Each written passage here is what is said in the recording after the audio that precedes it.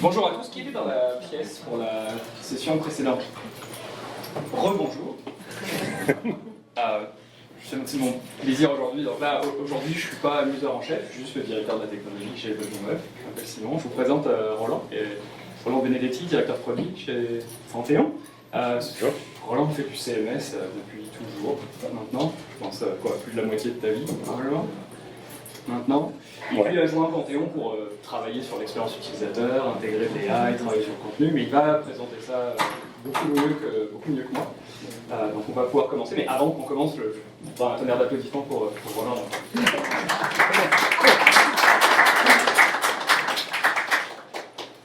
Merci beaucoup. Oui, bonjour à tous, merci d'être là, ça fait plaisir. Donc, comme tu le disais, je suis directeur produit à Panthéon et j'ai rejoint Panthéon il y a 2 ans. Qui est familier avec Panthéon? Pas tant que ça. Ça tombe bien, c'est pas un talk sur Panthéon en fait. Alors Panthéon, pour ceux qui ne connaissent pas, en 2 mots, je ne vais pas en dire plus, mais plateforme web qui a commencé par faire de l'hébergement Drupal puis WordPress et maintenant on est dans le monde Next.js aussi. Et on essaie de streamliner, et je commence à utiliser des mots anglais, c'est horrible, les process web au fait. Le core business de Panthéon, c'est ça. Moi, mon business, je suis arrivé il y a 2 ans et je regarde vraiment plus les process de gestion de contenu, ce qu'on appelle Content Operations. En français, je ne sais jamais comment le dire. J'ai rejoint il y a 2 ans, je suis new-yorkais, j'habite à New York depuis 16 ans, mais je suis français et effectivement, j'ai fait la plupart de ma carrière dans le monde du CMS à Paris. Sur plein de CMS de toutes sortes. Et aujourd'hui, je veux parler évidemment d'AI, parce qu'on parle d'AI partout, et je veux parler de Content Operations, et je veux pas trop parler de Panthéon, en fait, c'est plutôt parler des pratiques, et un peu de comment je vois la chose, et puis aussi d'essayer de faire ça de façon interactive, parce que c'est un peu l'esprit de Evolving Web, je trouve. Moi, c'est mon 3e, je crois, sommet, et je trouve que c'est super sympa, parce que c'est vraiment des conférences conviviales où il y a des vrais échanges, et on repart avec même quand on parle, on repart avec tout un bagage, qui vient surtout des discussions. Donc je vais essayer de vous faire participer un petit peu, mais je sais que j'ai trop de contenu, donc je vais essayer aussi de ne pas aller trop loin dans le temps. Alors la première des choses, j'aimerais commencer par... je ne suis pas habitué, déjà je ne suis pas habitué à parler en français dans le boulot, c'est très difficile pour moi. Et l'autre chose, c'est que ça, c'est un PC, je ne suis pas habitué non plus. Donc c'est un gros challenge pour moi aujourd'hui. Je veux commencer, Content Operations et AI et intelligence artificielle, je veux commencer un peu par observer où on en est. Et la première des choses, j'aimerais un peu savoir à qui je parle. J'ai posé la question, est-ce que vous connaissez Panthéon? En gros, aujourd'hui, dans la salle, qui se définit comme une personne contenu? Quelqu'un qui appartient au monde du content, des Content Operations? Vous êtes bien seul. Une seule main. 2. Qui est dans le monde du développement? Où sont les autres? Qui est dans les 2? Ah ben voilà, c'est peut-être ça. Ok. Donc, bon, j'espère que ça va parler aux deux personas, comme on dit, aux 2 audiences, mais moi je suis ingénieur de formation et je suis de plus en plus à nouveau très technique parce que le monde de l'AI nous fait tous redevenir un petit peu plus technique que ce qu'on était il y a quelques années. Dans le monde du contenu, même s'il n'y en a pas beaucoup, qui utilise aujourd'hui l'AI et un outil comme Claude ou Gemini ou autre pour créer son contenu? Et qui ne l'utilise pas de ceux qui sont dans le monde du contenu? Donc tout le monde l'utilise, c'est ça. Et si je parle aux développeurs, vu qu'il y a beaucoup de développeurs dans la salle, quel développeur n'utilise pas aujourd'hui l'AI pour générer son code? Ok, donc ce qu'on observe, c'est qu'on a quand même une sacrée différence, ne serait-ce qu'en 3 mois ou en 4 mois, on était à New York, il y a une énorme différence dans l'adoption. En fait, il y a 6 mois, le mot clé, c'était l'adoption de l'AI. Aujourd'hui, je pense que les utilisateurs, ils ont tous adopté l'AI comme outil du quotidien, en fait. Ils vivent dedans et ils travaillent dedans, mais ça ne veut pas forcément dire que l'adoption est gagnée. Il y a 1 mois, j'étais dans une session du J-Boy CMS Group, c'est une espèce d'association de gens qui travaillent dans le CMS, et on a toujours des conférences super sympas et très intéressantes. Il y avait Michel Savage qui travaille chez PayPal, et pareil, pour juger un peu de l'adoption, on discutait, et c'est là où je lui demande Elle présentait un peu comment ils travaillent chez PayPal pour créer les contenus produits, tous les contenus qui vont dans PayPal. Et elle me dit 100% Claude. 100% Claude, les content designers travaillent tous dans une fenêtre où ils conversent avec Claude, au fait. Donc ça, pour moi, c'était déjà un scoop parce que j'aurais misé sur 40%. Et après, je me demande, et après, qu'est-ce qui se passe? Ben, après, c'est manuel. Ils vont mettre le contenu dans GitHub. Mais de façon très manuelle, de vraiment un process comme le même process qu'on aurait pu avoir il y a 20 ans, en fait. Et je me disais, ça, c'est vraiment intéressant. On arrive à un point où les individus sont très à l'aise avec la technologie, mais en même temps, les processus ou l'automatisation de comment on travaille avec les AI, elle n'est pas là, en fait. Elle n'est pas là puisqu'ils font tout à la main, copier-coller dans GitHub. Ou pour certains d'entre eux utilisaient la commande line, mais la plupart allaient dans le GitHub Web Interface. Intéressant. Moi, ça me fait un peu penser à ça, au fait. Je sais pas. Alors, je vais tester mes compétences. Chaque fois, je m'amuse à faire. Déjà, qui reconnaît le modèle qui génère ça? J'aurais d'abord dû poser la question, est-ce que vous savez que c'est AI? C'est pas moi qui dessine, ça c'est AI.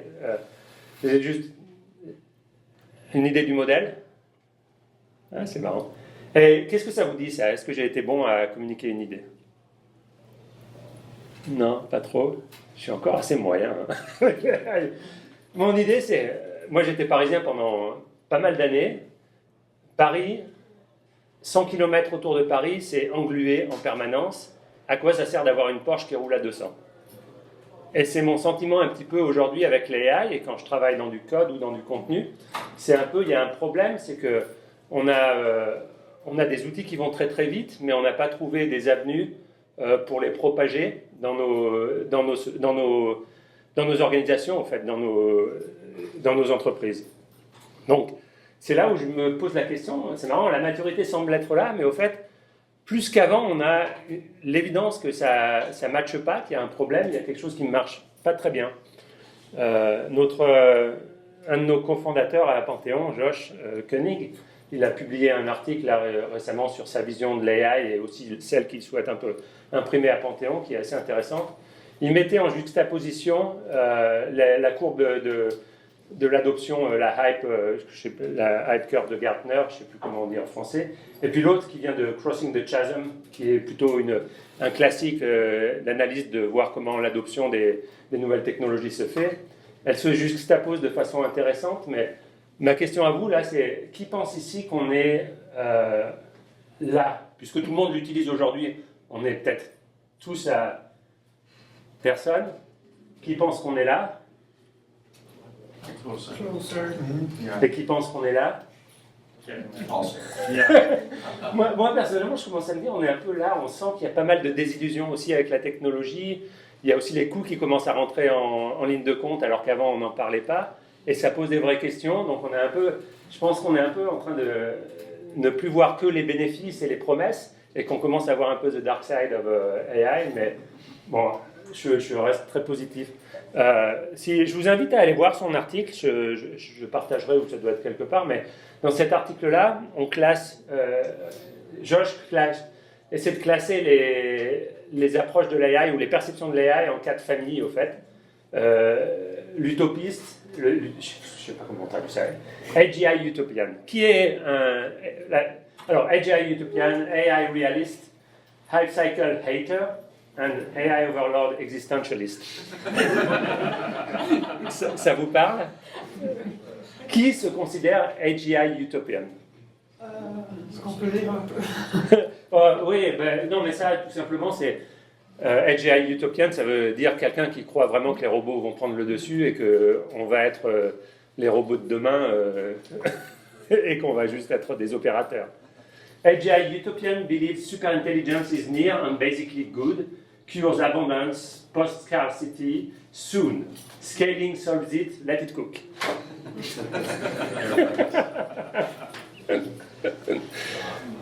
Non.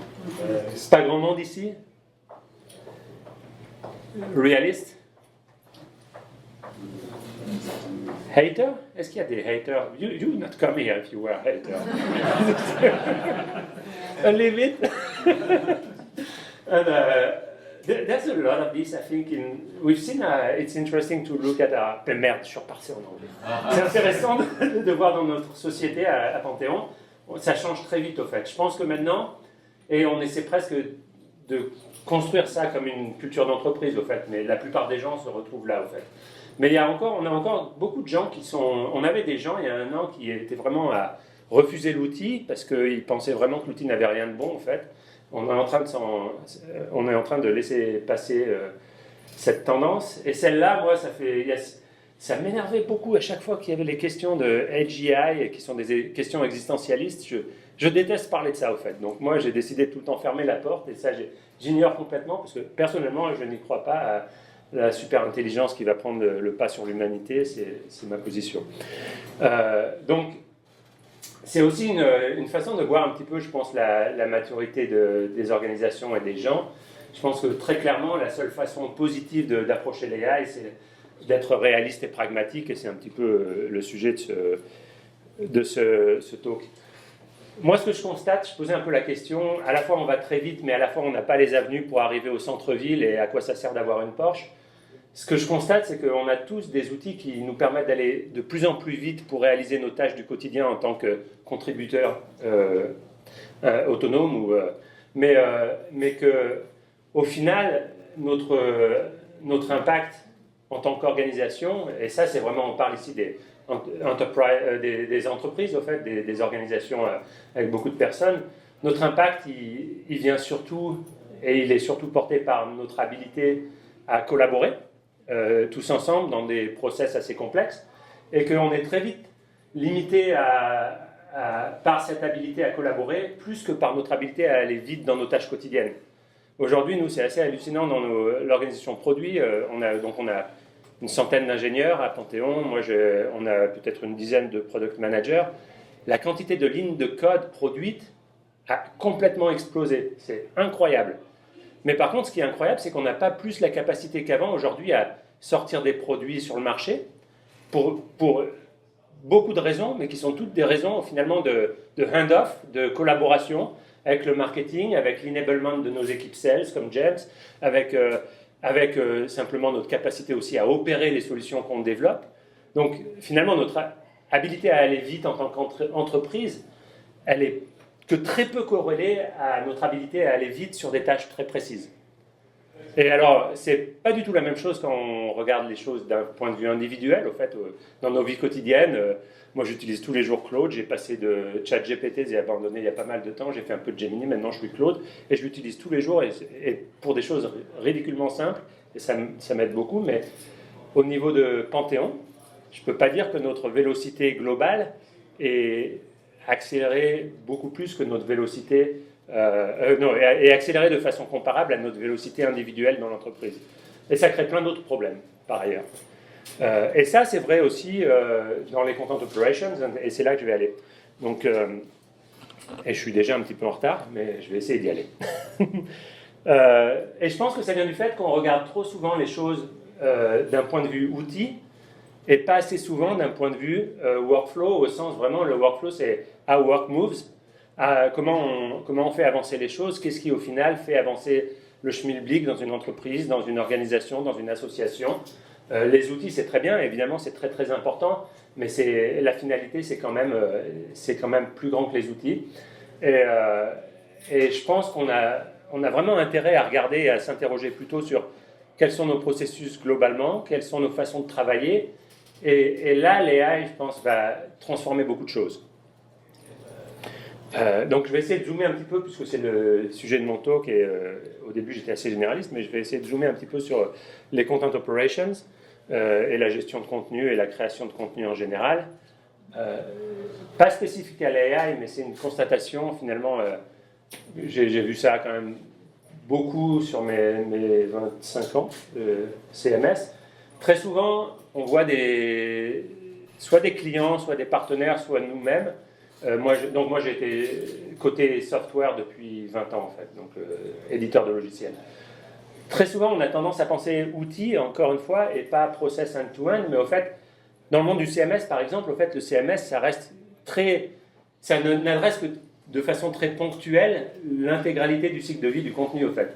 Ça, c'est un exemple, c'est pas forcément comme ça dépend des organisations, mais ça, c'est un cycle de vie end-to-end, content operations, comme stratégie, brief, draft, branding, legal, localisation, tout un tas de choses qui mènent à la fin du contenu, s'il y a une fin, archival, retirement.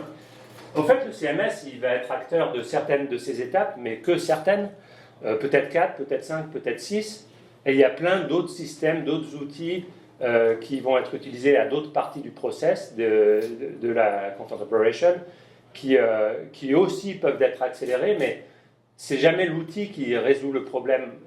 Ce qui résout le problème, c'est une grande visibilité et compréhension du processus end-to-end et optimiser le hand-off entre chacune des étapes et essayer encore une fois, de le streamliner, au fait, de le faciliter. Je ne sais pas quelle est la traduction française de streamliner. Je pense que c'est vraiment quelque chose qui, du reste, est derrière l'idée de Panthéon depuis 15 ans. On n'a jamais été vraiment un hosting company, on a plutôt toujours voulu essayer de streamliner comment les gens pouvaient développer et passer de l'étape de développement à l'étape de test, à l'étape de production et avoir des hand-offs comme ça qui font gagner en efficacité. Donc, avant de parler de AI, en général, le CMS, c'est juste ponctuellement. CMS, ça ne veut pas dire Content Operation, c'est juste un des systèmes qu'on utilise. Évidemment, dans les phases amont, on utilise beaucoup Google Docs. À Panthéon, je ne vais pas en parler trop là, mais un de nos produits qui s'appelle Content Publisher, c'est justement un produit qui permet de bridger au fait Google Docs et le CMS avec un processus où l'AI joue un rôle et où on peut en gros les rapprocher de façon meilleure que du simple copy-paste à la main, quoi, en fait. Donc, pour continuer sur les opérations de gestion de contenu, j'ai décidé, moi, je pense que la meilleure façon de faire, c'est vraiment d'essayer d'isoler des cas précis et de regarder un petit peu comment l'AI peut marcher de façon très opérationnelle, délivrer du résultat. Du coup, j'ai essayé de regarder ça sur un projet, un prototype qui est assez simple, pas de grande envergure. C'est un guide, des connaissances qui lancent une start-up qui s'appelle Local Flavor. Et ils vont faire un guide un peu l'équivalent d'un guide Michelin, mais dans l'ère d'aujourd'hui. Leur intention, c'est vraiment de permettre aux gens qui voyagent de découvrir des restaurants et aussi des expériences culinaires authentiques. Donc, vous allez en Serbie et vous voulez une expérience culinaire authentique, comment vous faites? Si vous allez sur Google, si vous allez même sur Claude, c'est pas génial. Donc, eux, leur positionnement, c'est ça. Et ils étaient en train de s'interroger sur comment mettre en place leur gestion de contenu, comment gérer ça. La seule chose qu'ils savaient bien faire, c'est faire des contenus. Et leurs contenus, ils ne les font pas dans Google Docs, ils ne les font pas dans un CMS, ils les font sur Instagram. C'est là où ça a commencé, c'est des gens qui sont sur Instagram. Ils ont des contenus assez jolis. Si vous êtes... comment on fait pour aller là? Ah, voilà. Attendez. Si j'y arrive, voilà. C'est pas évident. Je ne sais pas qui aime bien manger ici. C'est des vidéos courtes, snackable. Ça parle de la meilleure omelette de France, c'est à Saint-Malo. Je vous invite à aller les suivre sur Instagram, c'est très très bon. Ils ont commencé là, ils sont très bons à produire ces contenus et ils arrivent à créer beaucoup d'engagement. Comment tourner ça sur un site web, sur une app? Ce que je commençais à travailler avec eux, ce qu'on a travaillé et ce qu'on a développé, en fait, c'est comment mettre en place tout un process end-to-end pour eux, pour qu'ils partent de là et qu'ils puissent avoir une monétisation de leur contenu, une présence SEO et IO sur un site web, une app mobile que les gens puissent avoir avec eux, qui au-delà de l'engagement puisse mener à acheter des choses et des expériences. Donc au fait, on a mis en place un schéma, et je l'ai fait à la main, mais une infrastructure de gestion de contenu pour leur opération qui est assez simple, mais qui utilise énormément l'AI. Et pour moi, c'était un petit peu la façon de bencher. La première fois que je pouvais bencher vraiment end-to-end, comment AI pouvait être vraiment utile pour les content operations. Et ils vont faire leur rollout cet été, donc je suis content, j'espère que ça va marcher bien, mais je vous explique en 2 mots comment ça marche.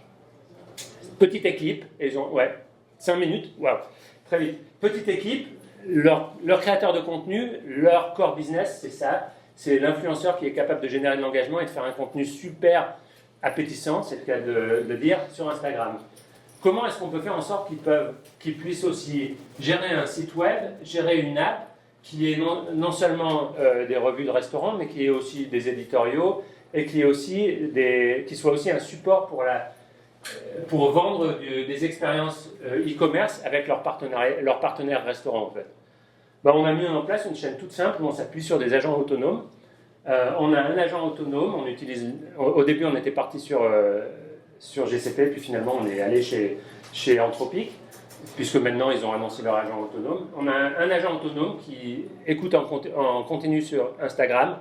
Chaque nouveau post est transformé en deux choses. Une entrée dans leur PIM, qui est leur back-end e-commerce, où on va mettre le restaurant avec ses adresses, la géolocalisation, et puis une entrée dans un Google Doc qui va en gros reprendre ce qu'il y a dans la petite histoire Instagram, les grands mots, le copy-paste et peut-être mettre des idées parce que cet agent-là il a un petit peu d'intelligence.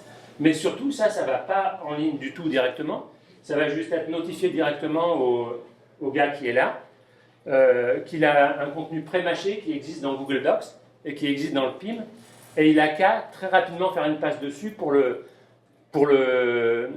rendre prêt pour la publication en fait. Donc notification, Human in the Loop peut prendre le contrôle et peut décider de publier et automatiquement on a une plateforme digitale basée sur Next.js qui va publier ça sur le site web et sur l'application et qui va plugger ça sur le partenariat e-commerce. C'est tout bête mais c'est vraiment parce qu'on a l'agent intelligent qui fait le lien entre différentes étapes du process qu'on a réussi à avoir un processus super nimble qui fonctionne très très bien. Donc ils sont super ravis et on va roll out, on va réaliser ça cet été.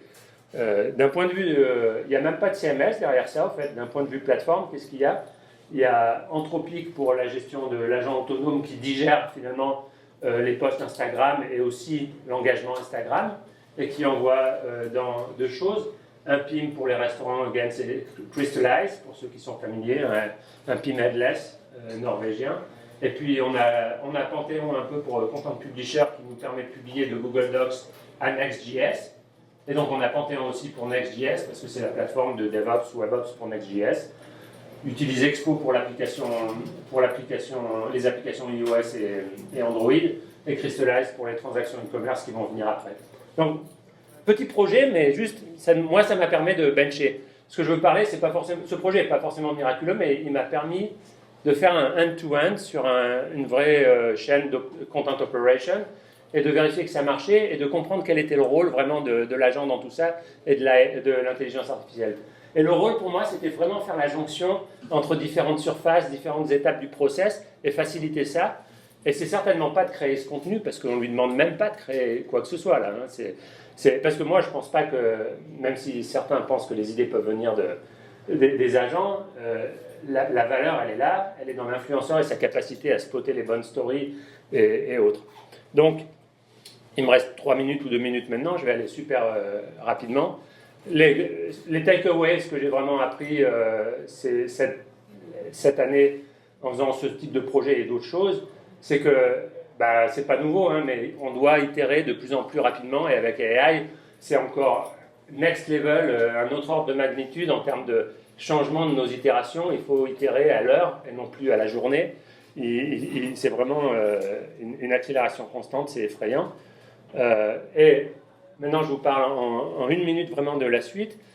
Moi, mon focus, c'est les content operations, mais à Panthéon, ce qu'on sait, c'est qu'on veut aller au-delà et on sait que le workflow il est cassé entre développeurs, marketeurs, même si on fournit des outils. Partout dans le monde, c'est plein de frictions, de gens qui font du copier-coller manuellement, de réconciliation entre sources documentaires qui ont divergé, de perte de temps, et c'est vraiment là que le temps se perd. Donc notre objectif à Panthéon, c'est vraiment de réconcilier ContentOps et DevOps, au fait. Et je pense que l'AI est vraiment quelque chose qui nous aide à entrevoir des solutions pour ce faire. C'est vraiment ce sur quoi on bosse au niveau R&D en ce moment à Panthéon, avec la perspective de vraiment rencontrer nos utilisateurs là où ils vivent, là où ils font leur vrai boulot, l'influenceur sur Instagram, le journaliste sur Google Docs, le développeur sur les outils de développement du moment, à savoir Next.js ou Astro ou autre. Et le designer, j'ai presque tendance à dire que ça, il faudrait que je l'enlève, parce que maintenant, c'est Cloud Design, mais bon, mais c'est assez effrayant. Donc ça, c'est notre direction. Quelques takeaways en vitesse, avant de prendre des questions, mais j'ai partagé une expérience parce que c'est un petit projet, c'est un projet avec 4 personnes. On cherche des solutions à l'échelle des entreprises, de milliers de personnes, mais on ne peut pas appliquer ça à l'échelle, à grande échelle immédiatement sans faire d'expérimentation à petite échelle. Donc, le premier conseil, c'est vraiment start small, iterate quickly. Le deuxième conseil, c'est vraiment de ne pas regarder les outils, mais d'essayer de regarder le workflow, comment vraiment interview utilisateur, comprendre vraiment comment ça se passe d'un point de vue humain, parce que les semaines et le temps perdu, c'est humain, c'est pas dans les outils qu'on le trouve, même si on a les meilleurs systèmes de tracking du monde, c'est en interviewant les gens. Les hand-off, les intersections entre les différents départements, organisations ou personnes, c'est là que ça se passe. Et donc, commencez par traiter celui qui est le plus problématique ou le plus simple à traiter, et après aller au prochain. Et finalement, les agents, c'est plutôt des opérateurs qui facilitent la jonction entre les différentes personnes qui amènent de la valeur, et leur rôle, c'est plus facilitateur qu'autre chose dans ma perspective. Je dois être à peu près on time, donc c'est parfait. J'ai un dernier slide. Est-ce que je vous ai un petit peu aidé à mieux voir l'éléphant? Vous connaissez tous ça, j'espère. Ouais, c'est pas l'AI qui donne naissance à ça. Voilà, je suis. Si on a des questions ou si on a des discussions, je suis là. Et ouais.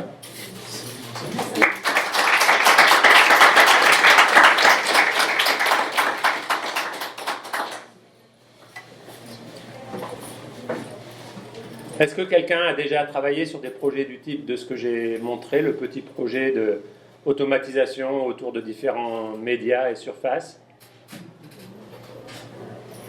Est-ce que vous utilisez déjà des agents pour faire l'intermédiaire entre différents systèmes et différentes phases de vos process, plutôt que de la génération pure?